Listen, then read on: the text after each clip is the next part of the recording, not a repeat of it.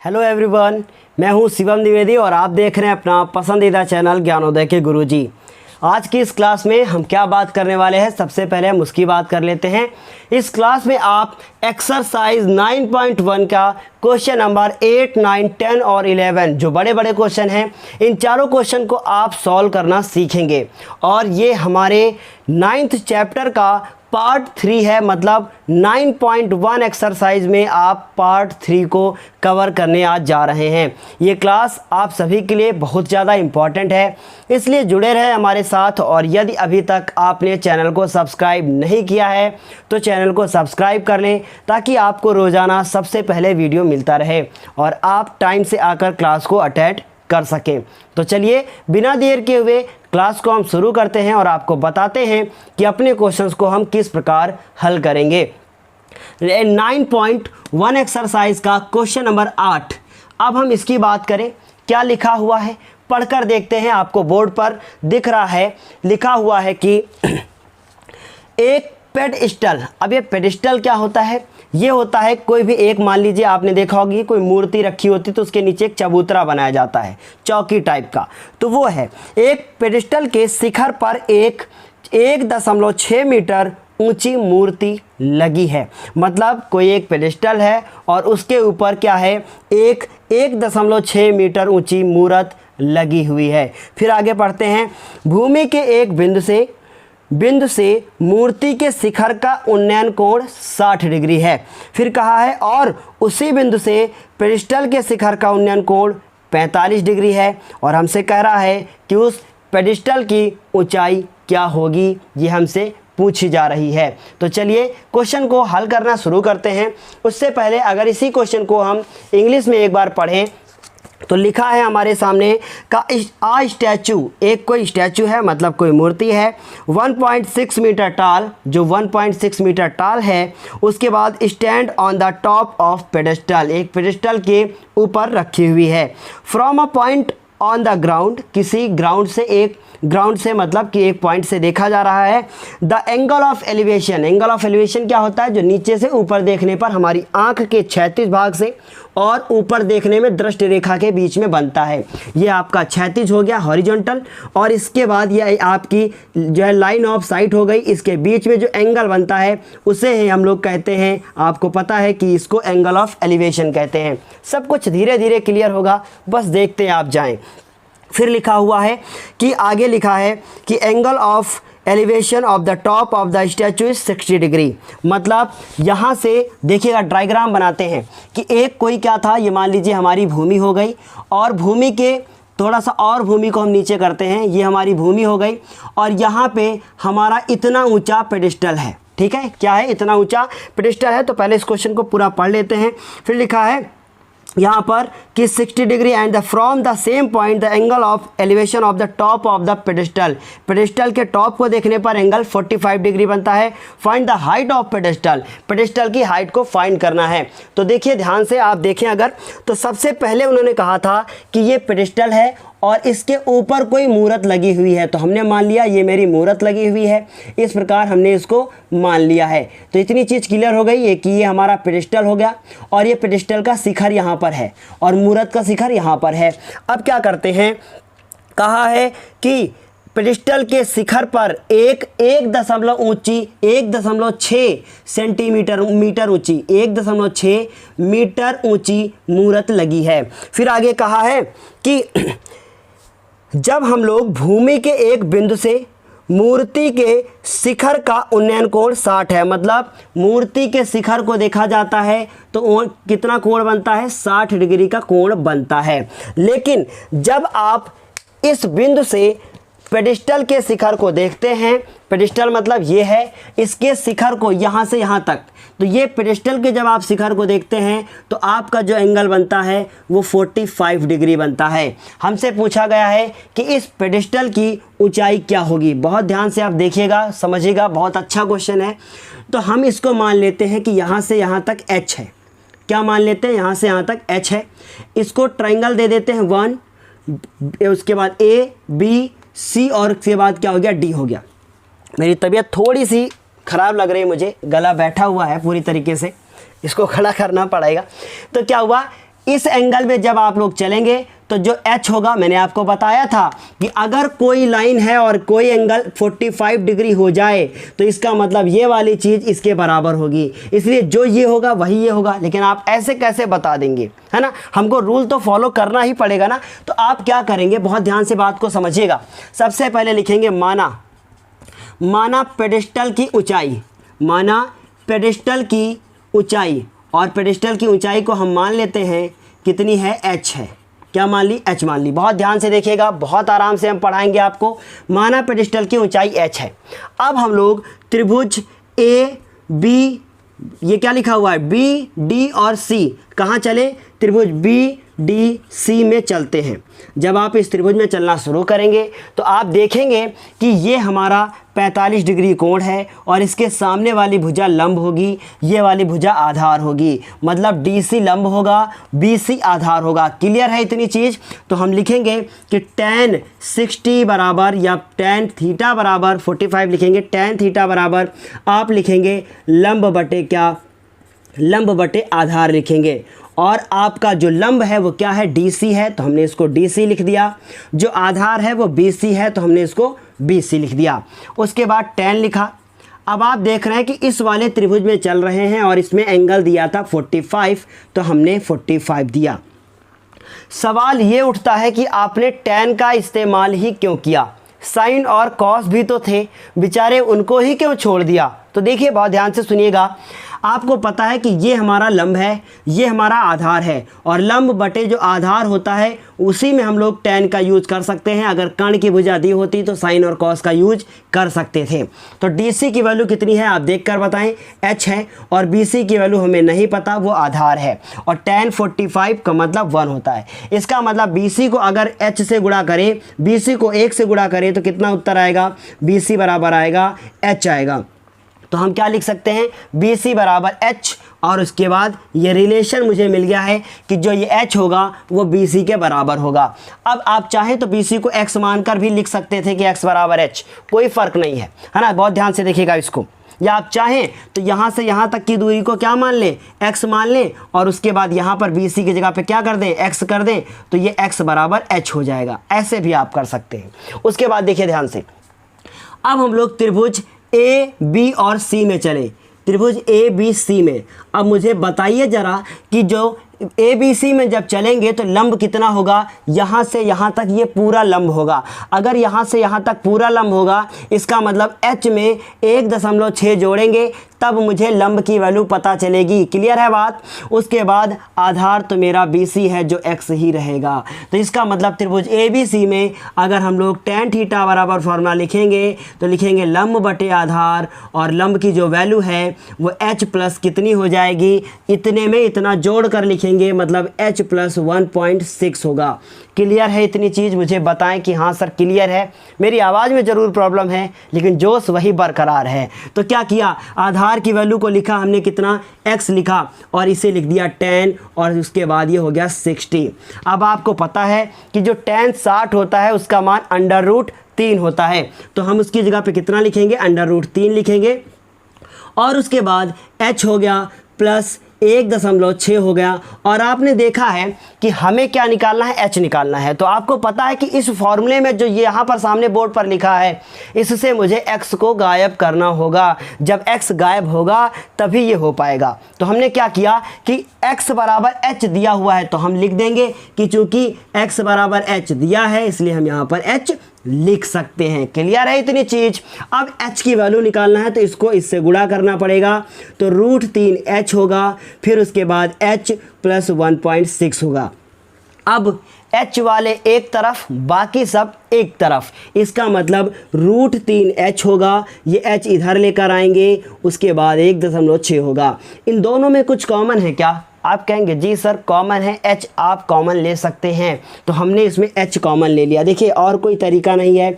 अगर ये 3h होता, ये सिर्फ h होता, मतलब इसके साथ अंडर रूट ना होता, तो हम इसको घटाकर 2h लिख देते, लेकिन ये √3 है तो घटा नहीं सकते हैं। इसका मतलब है h कॉमन लेंगे, √3 - 1 मिलेगा और बराबर 1.6 मिलेगा। इतनी चीज़ क्लियर है? अगर क्लियर है तो मुझे बताएं कि हाँ इतनी चीज़ मुझे समझ में आ गई है। अब हमने h लिखा, 1.6 लिखा और नीचे लिख दिया √3 - 1। आप देख रहे हैं कि नीचे रूट आ गया, तो अब क्या करेंगे, इसमें कर देंगे हर का परिमेयकरण ताकि नीचे का रूट गायब हो जाए। तो देखिए बहुत ध्यान से इसको समझिएगा। हम क्या करते हैं, इसमें करते हैं हर का परिमेयकरण, लिख दिया हमने 1.6 √3 - 1, ऊपर नीचे हमने √3 + 1 ऊपर, √3 - 1 + 1 नीचे, इतने से हमने ऊपर नीचे गुणा कर दिया। अब देखिए क्या होगा, बहुत ध्यान से देखने की कोशिश कीजिएगा। h लिखा 1.6 और ब्रैकेट में √3 + 1, नीचे क्या हुआ, इसको और इसको ध्यान से देखो, एक बार प्लस में लिखा है, एक बार माइनस में लिखा है, तो फॉर्मूला बन गया है a² - b² का फॉर्मूला बन गया है। तो 1.6 हुआ, तो हमने क्या लिखा, h बराबर 1.6 और ब्रैकेट में √3 + 1। फिर उसके बाद देखें √3 का स्क्वायर कितना होता है, 3 होता है, और 1 का स्क्वायर 1 होता है। इसका मतलब 1.6 फिर √3 + 1 और नीचे कितना बचेगा, 2। अगर 2 से इसको काट दें हम तो उत्तर कितना आएगा, 0.8 आएगा। और उसके बाद कितना लिखेंगे हम लोग, √3 + 1 लिखेंगे। तो इस तरीके से यही आंसर आपका हो गया कि पेडिस्टल की ऊंचाई 0.8 √3 + 1 होगी। और चाहें तो √3 का मान रख सकते हैं, गुणा भाग कर सकते हैं, लेकिन कोई फ़ायदा नहीं है, आप ऐसे ही छोड़ दीजिए। बस लास्ट में यहाँ लिख लीजिएगा अतः पेडिस्टल की ऊंचाई, अतः पेडिस्टल की जो ऊंचाई है वो कितनी है, 0.8 √3 + 1 मीटर होगी। तो क्या इतनी चीज़ क्लियर है? चाहे इंग्लिश मीडियम का बच्चा हो या फिर हिंदी मीडियम का बच्चा हो, इसमें और क्या आपको समझना है, जो थ्योरी होती है वो तो आप लिख ही लेंगे कि perpendicular upon base, let the height of pedestal, सब क्लियर है। तो इस तरीके से एक बार इसकी फिर से प्रैक्टिस कीजिएगा ताकि प्रत्येक क्वेश्चन आपको एग्ज़ाम से पहले अच्छे से रट जाए, आप एक से एक क्वेश्चन कर लें, बड़े से बड़े क्वेश्चन कर लें। तो इस तरीके से ये पूरा क्वेश्चन यहीं पे होता है समाप्त। अब हम बात करेंगे अगले क्वेश्चन की। तो आपने ये क्वेश्चन पूरी तरीके से समाप्त कर लिया है। अब इसके क्वेश्चन के बाद हम बात करेंगे क्वेश्चन नंबर 9 की, लेकिन उससे पहले आपको पूरा क्वेश्चन अच्छे से रीड करना होगा। तो चलिए शुरुआत करते हैं क्वेश्चन नंबर 9 के साथ। क्वेश्चन नंबर 9 आपको स्क्रीन पर भी दिख रहा है और हम पढ़कर भी बताते हैं। लिखा है, एक मीनार के एक पाद बिंदु से भवन के शिखर का उन्नयन कोण 30 डिग्री है। मतलब क्या कह रहा है, एक मीनार के पाद बिंदु से एक भवन के शिखर का उन्नयन कोण, इसका मतलब मीनार बड़ी है और भवन जो है वो छोटा है, और ऐसा ही होता ही है। इसका मतलब क्या कह रहा है कि एक मीनार है और उसके बाद एक मेरा भवन है। बहुत बढ़िया क्वेश्चन है, ये क्वेश्चन बार बार एग्ज़ाम में आता है, बहुत ध्यान से देखने की कोशिश कीजिएगा। ये इधर जो है वो मेरी क्या है, मीनार है, और इधर जो है मेरा, इधर मेरा भवन है, मतलब इधर मेरा घर है, और इधर मेरी मीनार है, मतलब इधर मेरा टावर है। अब देखिएगा बहुत ध्यान से क्या कह रहे हैं। फिर आगे लिखा है कि मीनार के पाद बिंदु से भवन के शिखर का उन्नयन कोण, इसका मतलब मीनार जो है उसका पाद बिंदु का क्या होगा, ये होगा, मतलब इसका बॉटम जो पॉइंट होगा वो ये होगा। यहाँ से जब हम लोग किसी अब भवन के शिखर को देखते हैं, मतलब टॉप ऑफ हाउस देखते हैं, तो कितना कोण बनता है, कितना कोण बनता है, उसने कहा है कि कोण जो बनता है वो 30 डिग्री बनता है। कब, जब मीनार के पाद बिंदु से शिखर को देखा जाता है, भवन के शिखर को देखा जाता है, तब। देखिए इतनी चीज समझ में आ गई। क्या कह रहे हैं कि मीनार के पाद बिंदु से भवन के शिखर को देखा जाता है तो कोण बनता है 30 डिग्री का। फिर आगे पढ़ते हैं। फिर लिखा है, और भवन के पाद बिंदु से, अब भवन का पाद बिंदु कहाँ है, ये है, भवन के पाद बिंदु से मीनार के शिखर का उन्नयन कोण 60 डिग्री है। मतलब जब भवन के पाद बिंदु से हम लोग मीनार के शिखर को देखते हैं तो कोण कितना बनता है, तो यहाँ पर कोण बनता है वो कितना बनता है, वो 60 डिग्री बनता है। इतनी चीज़ क्लियर हो गई। फिर आगे पढ़ते हैं, लिखा है, यदि मीनार 50 मीटर ऊंची हो, मतलब इन्होंने मीनार की ऊंचाई को भी दे दिया है, कितना दे दिया है, 50 मीटर ऊंची हो, तो भवन पूछेंगे कितना बड़ा है, क्या है, तो पूछेंगे कि भवन की ऊंचाई ज्ञात करो, मतलब वही तो पूछा ना। अब इसे इंग्लिश में एक बार हम रीड कर देते हैं। आप देख सकते हैं कि लिखा हुआ है कि यहाँ पर the angle of elevation of the top of building, मतलब बिल्डिंग की जो टॉप है उसका एलिवेशन एंगल कहाँ से नापते हैं जरा देखते हैं। Top of the building from the foot of the tower is 30। Foot of the tower से हम लोग करते हैं एंगल ऑफ, कहाँ देखते हैं, ऊपर देखते हैं, टॉप ऑफ क्या, टॉप ऑफ अपनी बिल्डिंग को। फिर उसके बाद देखते हैं आगे क्या लिखा है।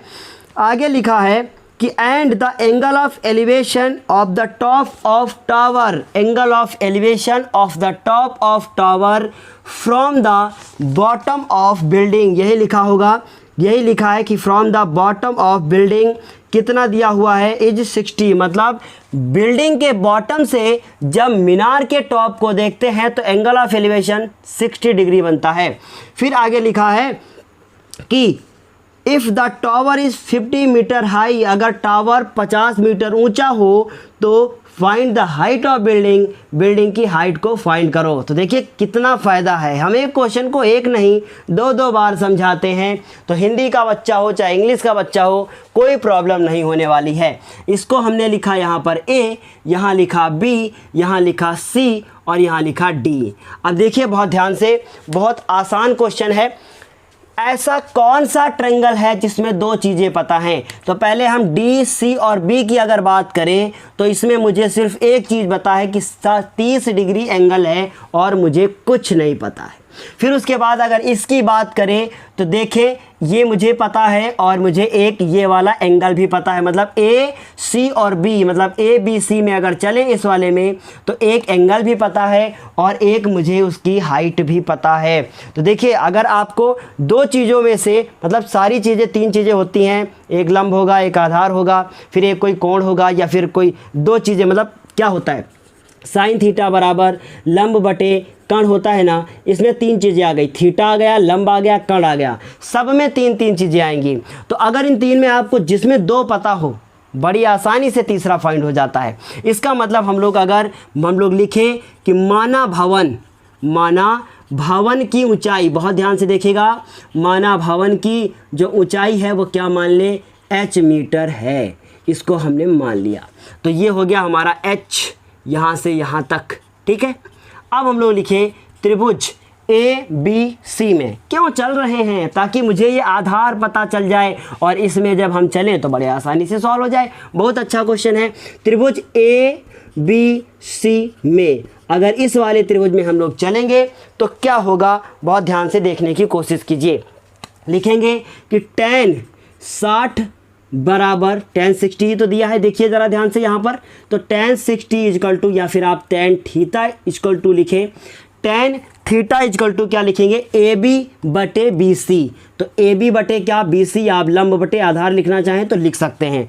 अब ए बी की वैल्यू कितनी है, आप देख रहे हैं कि 50 है तो हमने इसको 50 लिखा।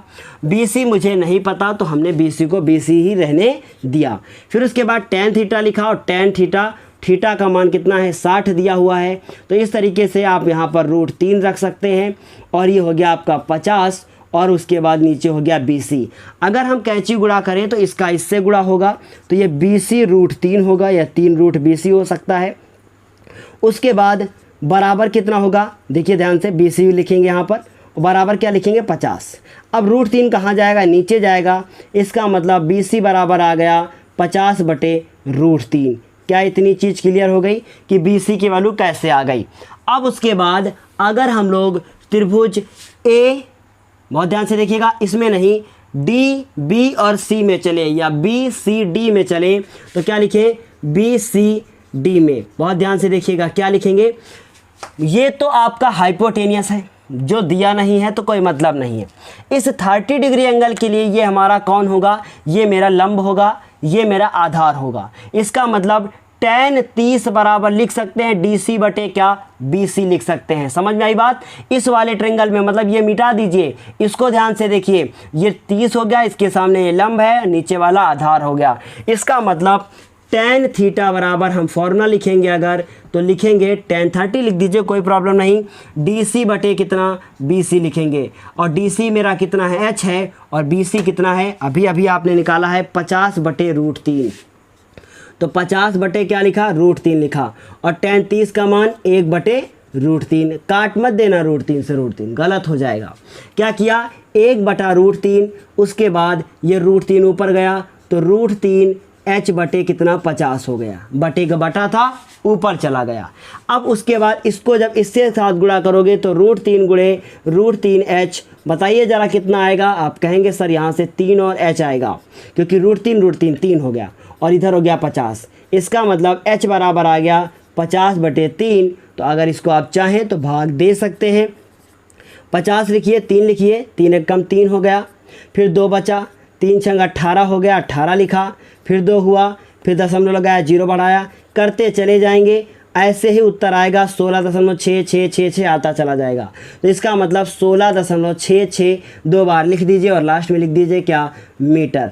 इससे ये क्लियर हो गया कि जो मेरा भवन बनेगा वो कितनी मीटर ऊंचाई का बनेगा, 16.66 मीटर ऊंचाई का मेरा भवन बनेगा। तो इस तरीके से आपने 9 नंबर क्वेश्चन को भी कंप्लीट कर लिया है। अब इसके बाद है बारी 10 की, फिर उसके बाद 11 की, फिर क्लास हो जाएगी समाप्त। अगली क्लास में पूरी एक्सरसाइज समाप्त कर देंगे हम। तो चलिए इसका आप स्क्रीनशॉट ले लीजिए। इसके बाद बात करते हैं क्वेश्चन नंबर 10 की।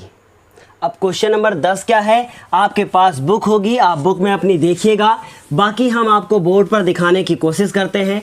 तो बोर्ड पर आपको दिख रहा है क्वेश्चन नंबर 10, क्या लिखा हुआ है, पढ़ के देखते हैं। लिखा हुआ है कि एक 80 मीटर चौड़ी सड़क के दोनों ओर, मतलब एक 80 मीटर चौड़ी सड़क है, तो हमने एक सड़क बना दी और इसकी जो चौड़ाई है वो कितनी है, 80, मतलब ऐसे सड़क है, ऐसे जाती हैं गाड़ियाँ, समझ रहे हैं ना मेरी बात को। 80 मीटर चौड़ी सड़क है, तो ये चौड़ी सड़क है, इधर एक पटरी, दूसरी पटरी, समझिएगा इसको। फिर लिखा है कि दोनों ओर समान आमने सामने समान लंबाई वाले 2 खंभे लगे हैं, मतलब सड़क के किनारे एक इधर इस तरफ एक खंभा लगा हुआ है, एक खंभा इधर लगा हुआ है, और दोनों की लंबाइयाँ क्या हैं, बराबर हैं। ठीक है, मैंने बराबर लंबाई के 2 खंभे लगा दिए हैं। अब इनमें क्या लाइट लगाएंगे हम, लाइट वाले थोड़ी है।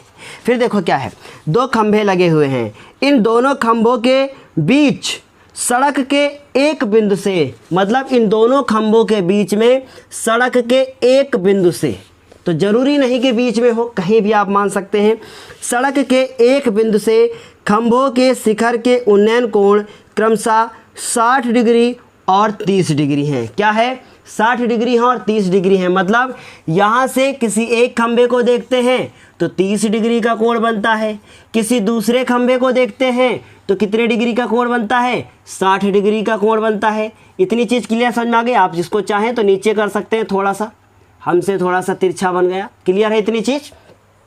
अब आगे देखो, यही पूछेंगे कि बिंदु कहाँ पर है, देखना यही पूछेंगे। फिर क्या कह रहे हैं, कह रहे हैं कि और खंभों की ऊंचाई और खंभों से बिंदु की दूरी ज्ञात करो, मतलब ये खंभा कितना बड़ा है इसको निकालना है, और साथ ही साथ ये भी निकालना है कि जो इनका ये बिंदु है इस खंभे से कितना दूर है, इस खंभे से कितना दूर है, मुझे ये निकालना है। तो बहुत ध्यान से देखिएगा, बहुत बढ़िया क्वेश्चन है, और जब भी आएगा तो 4 नंबर के साथ आएगा, और इसमें आप 4 में 4 पाएंगे इसको देखने के बाद। तो देखिए बहुत ध्यान से, सबसे पहले दोनों खंभे क्या हैं, बराबर ऊंचाई के हैं, तो हम लोग क्या मान लेंगे, हम लोग मान लेंगे कि माना खंभों की ऊंचाई, माना खंभों की ऊंचाई, तो हमने लिखा माना खंभों की ऊंचाई। जो इंग्लिश मीडियम के बच्चे हैं उनको समझ में आ गया होगा, आप अपनी बुक में देखिए, स्क्रीन पर भी आपको दिख रहा था। माना खंभों की ऊंचाई कितनी मान ली, h मीटर है, h मीटर है, इतनी चीज़ क्लियर। तो यहाँ से यहाँ तक की ये वैल्यू कितनी हो गई, h, यहाँ से यहाँ तक की वैल्यू कितनी हो गई, ये भी हो गई h। यहाँ h बीच में लिखा तो इधर का ही इधर लिख दिया, ऐसे ठीक है ना, h इधर एक h इधर। अब क्या किया, और हमने ये माना तथा लगा के लिखा, तथा पहले खंभे, पहले इसको पहला मान लिया उसको दूसरा, पहले खंभे से बिंदु की दूरी कितनी मान ली हम लोगों ने, x है, कितनी मान ली, x। लेकिन 80 तो दी थी, वो क्या थी बहुत बताएंगे, अभी ध्यान से देखिएगा। यहाँ से यहाँ तक 80 है, हमने कहा यहाँ से यहाँ तक 80 सेंटीमीटर या मीटर जो भी दिया है, ठीक है, ये पहला खंभा यहाँ है, दूसरा खंभा यहाँ है। अब टिक टिक टिक टिक टिक टिक चलना शुरू करते हैं। हम पहुँचे यहाँ, मान लो हम 20 मीटर की दूरी तय कर चुके हैं। तो आप कहेंगे सर आप 20 मीटर चल चुके हो, 60 और चलना है। क्यों चले भाई, हमें दर्द हो रहा है पैरों में। यहाँ से यहाँ तक चले 20, अब यहाँ से तुम चलो, कितना चलो, 60 चलोगे कि और ज़्यादा चल जाओगे? 60 तो चलोगे तभी तो आएगा। हमने कहा 60 ही कैसे तुमको पता चला कि 60 ही आएगा? हमने कहा मैं तो चला था x मीटर, तो आप कितना चलेंगे? आप कहेंगे सर आप जितना चल चुके हैं, जो टोटल दूरी थी मेरी टोटल दूरी में से अपनी वाली दूरी घटा दीजिए, उतना हम चल लेंगे। यही तो कहेंगे ना कि सर आप x मीटर चल चुके हैं, अब हम कितना चलें? तो आप जो दूरी टोटल थी उसमें से अपनी वाली दूरी घटा दीजिए। इसका मतलब आप कहेंगे सर 80 में से x को घटा दीजिए, यही तो कहेंगे, इतना अब आप चलेंगे। समझ रहे मेरी बात को? तो अगर आप यहाँ पर x माने तो यहाँ 60 कैसे आया था? हमने 80 में से 20 घटाया था। तो इसका मतलब क्या हुआ कि अगर यहाँ से यहाँ तक की दूरी x है तो यहाँ से यहाँ तक की दूरी कितनी है?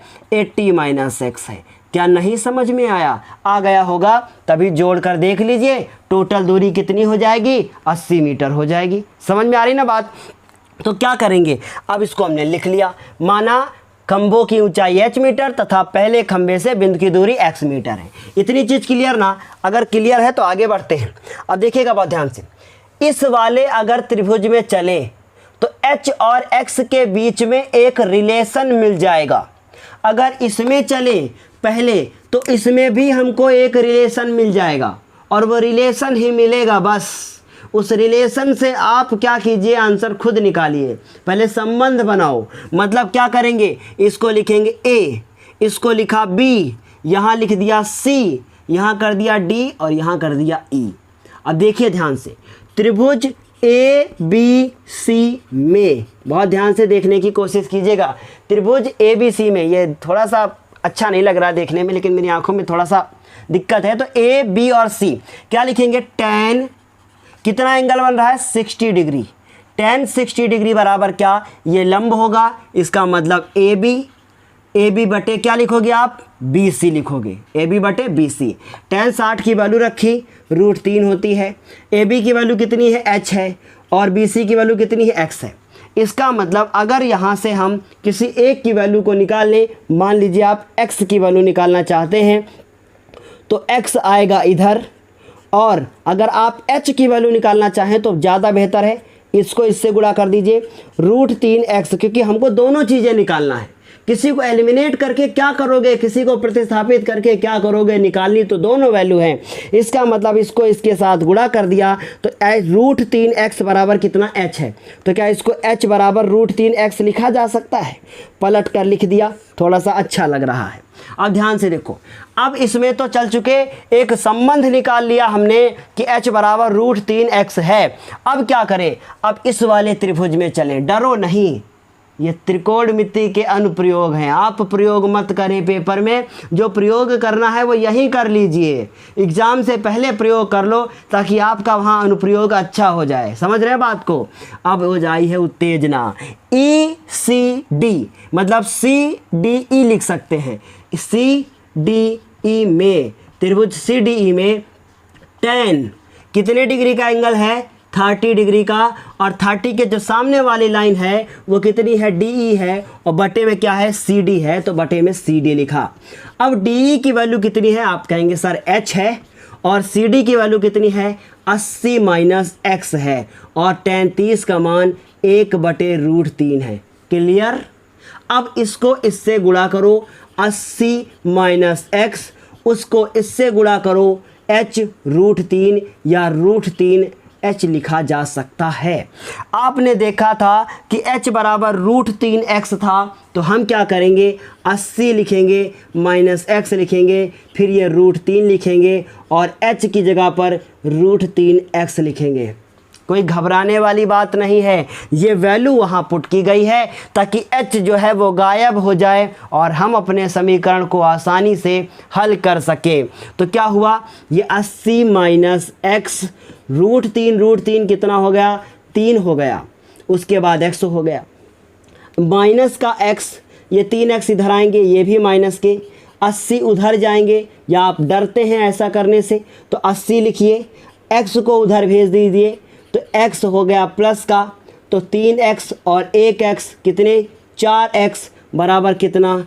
तो अब वाह भाई वाह, हमने कहा था 20 हम चलेंगे 60 आप चलेंगे, मैंने कहा आप देखो 20 ही उत्तर आ रहा है, मतलब हम एकदम सही हैं। और सच बताएं तो हमने उत्तर नहीं देखा था, हमको क्या पता क्या आ रहा है, हम तो बता रहे थे कि ऐसा हो सकता है।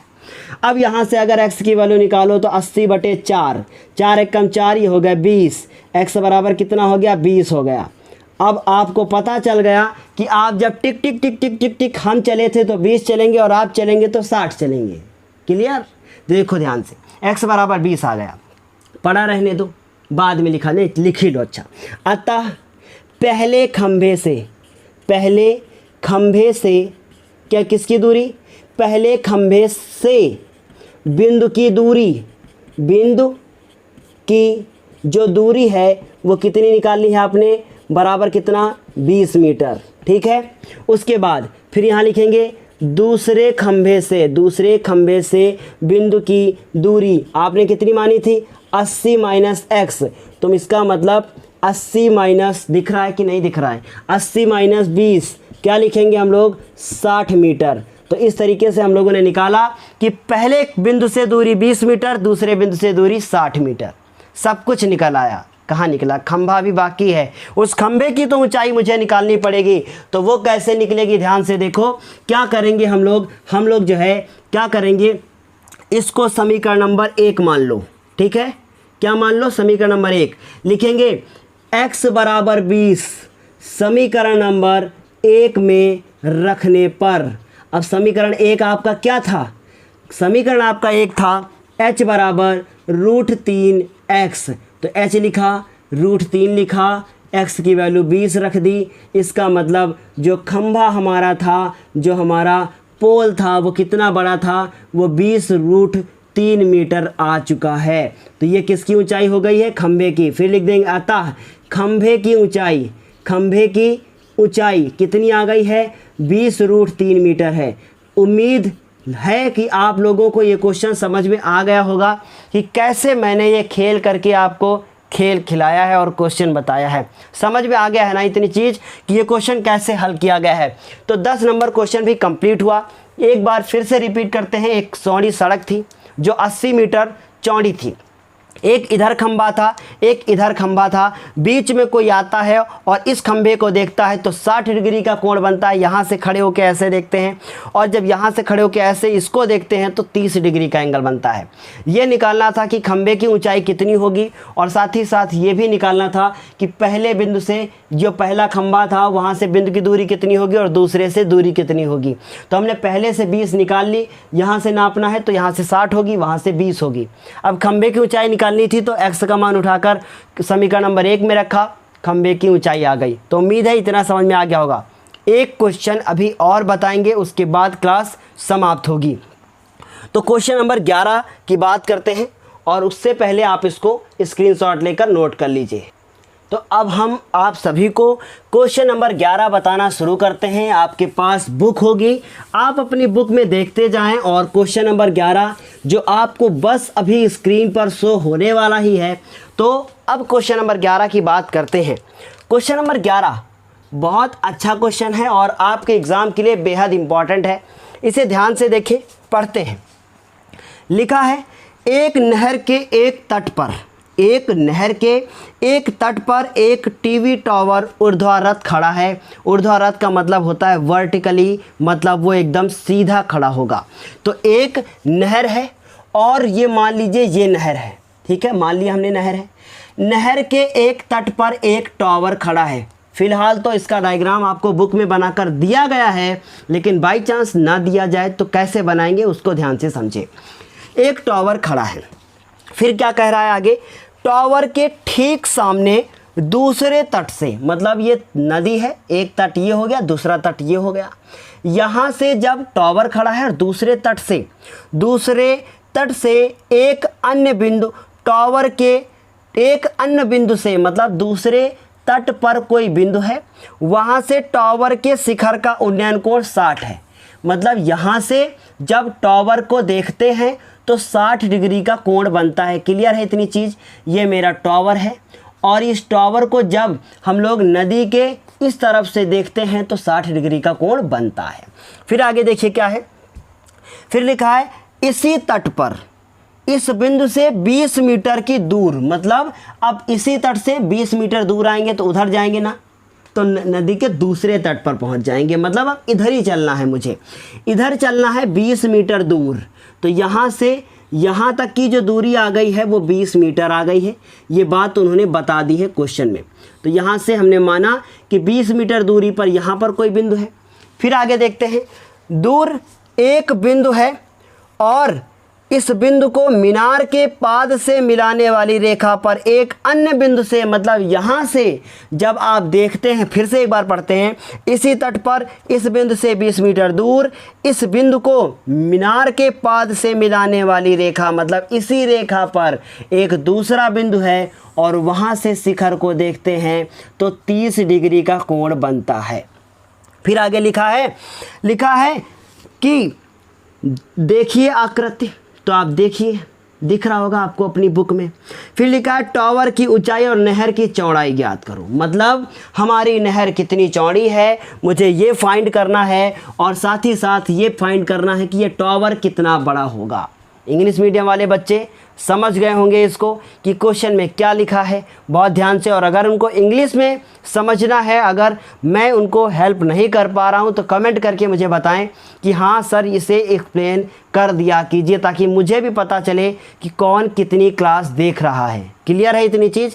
अगर कोई कमेंट करता है तो हम समझेंगे कि आप यहाँ तक देखते हुए आए हैं और आप इंग्लिश मीडियम के स्टूडेंट हैं, हम आपकी हेल्प किसी भी तरीके से कर सकते हैं। तो देखिए ध्यान से, हमने क्या लिखा, माना जो हमारी नहर है ना उसकी चौड़ाई मानी। माना नहर की चौड़ाई, देखिए बहुत अच्छा क्वेश्चन है।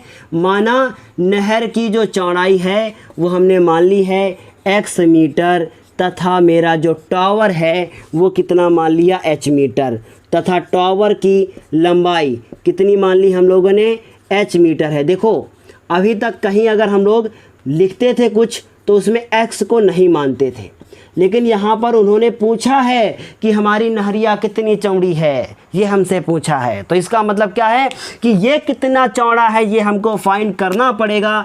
तो यहाँ से यहाँ तक को हमने x मान लिया और यहाँ से यहाँ तक हमने h मान लिया। क्लियर है ना? अब देखो ज़रा ध्यान से, क्या करें, इसको लिखे a, इसको लिखे b, इसको लिखे c, इसको लिखे d। क्लियर?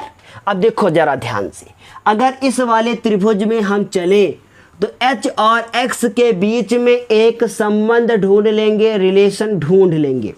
और उसके बाद अगर इस पूरे में चलें तो h 20 और x आएगा, समझ रहे हैं? फिर वहाँ वो वैल्यू पुट कर दें तो एक चीज़ एलिमिनेट हो जाएगी और ये क्वेश्चन सॉल्व हो जाएगा, बिल्कुल वैसे ही जैसे अभी आपने किया है। तो देखिए क्या करते हैं, पहले हम इस छोटे वाले त्रिभुज में चलेंगे ताकि h और x के बीच में रिलेशन निकल आए। इच्छा हो तो आप बड़े वाले में चल लेना, कोई दिक्कत नहीं।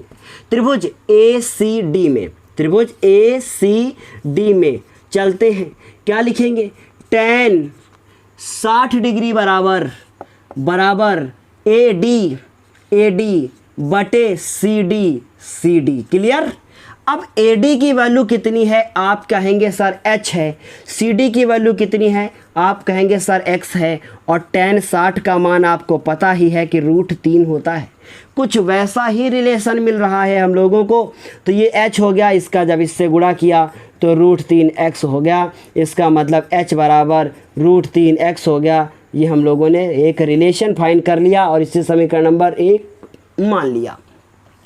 उसके बाद देखिए ज़रा ध्यान से, अब त्रिभुज A, B और D में चलें।